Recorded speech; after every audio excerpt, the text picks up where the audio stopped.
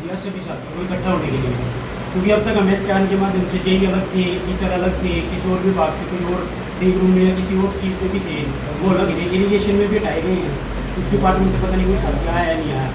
तो ये प्लेटफॉर्म हमें मिल गया है एकजुट होने के लिए, एक साथ होने के लिए, कि हम सारे एक जना हो गए। और सबसे मेन बात इस समय पे जो सरकार ने हमारे साथ कराया है, जो मेरा मानना है कि हम किसी भी एक डेजिग्नेशन पे नहीं है, ना यहाँ पे कोई जेई है, ना यहाँ पे कोई टीचर है, ना कोई क्लास 4 में है, ना कोई अन्य पद पे है, हम सिर्फ एक एचकेआरएन के एम्प्लॉय हैं। जो गवर्नमेंट ने हमारे साथ कराया कि एचकेआरएन एक मैन पावर ऐसी लिमिटेड कंपनी बना दी है, उसके माध्यम से हम सिर्फ एचकेआरएन के एम्प्लॉय हैं, डेजिग्नेशन हमारी कोई भी नहीं है। तो जैसे मैडम ने बोला, हो सकता है आप शायद मेरी बात को नहीं तो मत लेना, पर मैं कहना चाहूँगा कि जैसे ये बोला गया कि एसएसटी के टीचर को हटा दिया गया, उस पद पे कोई भर्ती नहीं आई, भर्ती ना आने के बावजूद भी हमें हटा दिया गया। पर अगर हम इस तरह से सोच के चलेंगे ना, तो हम मेरे हिसाब से जीत बिल्कुल भी नहीं सकते, हम बिल्कुल भी नहीं जीत पाएंगे। तब तक हम ये सोचेंगे हमारे पद पे कोई नहीं आया या कुछ नहीं आया। हमारे खुद जो साथी हैं डिपार्टमेंट में, यहाँ पे 40 पोस्टें हैं, जीवन 39 पोस्टों पर तो यही बैठे हुए हैं, एक पोस्ट खाली है। फर्स्ट इन फर्स्ट आउट की पॉलिसी के तहत मैं सबसे लास्ट में आया, मुझे वहाँ पे रखूँगा। अगर हम ऐसे डिवाइड होकर भागेंगे ना, तो हम जीत बिल्कुल भी नहीं सकते।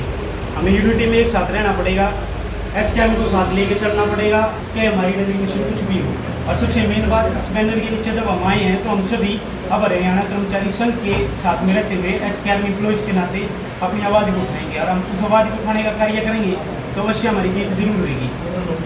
तो मेरा आपके माध्यम से यही था। और मैं राजेश सैनी, जिला परिषद पंचायती राज डिपार्टमेंट है, यहाँ पे जेई की पोस्ट पे हूँ।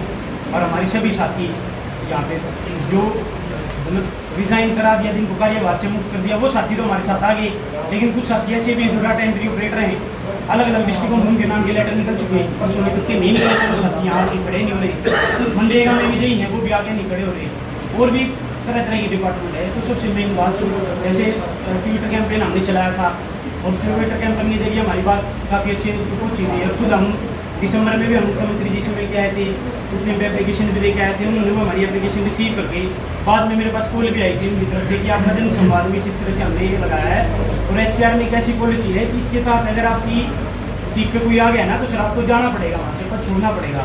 फिलहाल आपकी 3 महीने की एक्सटेंशन बढ़ा दी गई है। अगर आप तो हम आपका जन संवाद वापस लेते हैं, व्हाट्सएप आप वो चीज़ें कर दो। तो हमें भी ये लगा जब हमारा एक्सटेंशन बढ़ गया तो गवर्नमेंट ने कुछ सोचा होगा, पर ये गवर्नमेंट की बहुत सोची समझी चाल थी। इलेक्शन का दौर चल रहा था, नगर निगम में भी था, दिल्ली में भी थी, तो शायद उस इलेक्शन के चलते हुए सरकार ने हमारे साथ ऐसा करा। और अभी 31 मार्च आप ये सब बता दिया।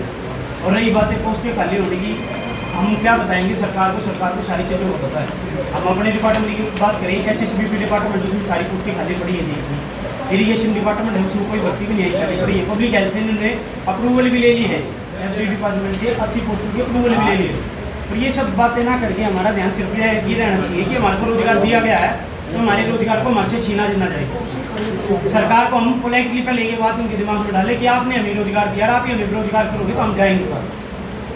अगर सरकार हमारी उस निवेदन को नहीं मानती है तो हम बैनर के तले होकर सरकार के खिलाफ में रोष प्रदर्शन करेंगे। लेकिन उसके लिए हम सबको एक होना पड़ेगा, अपनी डेजिग्नेशन को भूलना पड़ेगा, सबको एक होना पड़ेगा। जो डिपार्टमेंट के साथी नहीं आए हैं, जिनके रिलीविंग ऑर्डर नहीं आए हैं, या जिनके जो आ चुके हैं, वो घर बैठे ये सोच रहे हैं कि क्या होगा।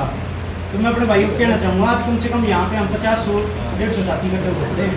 अगर हम पूरे हरियाणा से एक साथ जो एकजुट होकर चलेंगे ना, जो साथी जो घर बैठे हों वो भी आगे चलेंगे, तो सरकार को हमारी बात को मानने के लिए होना पड़ेगा।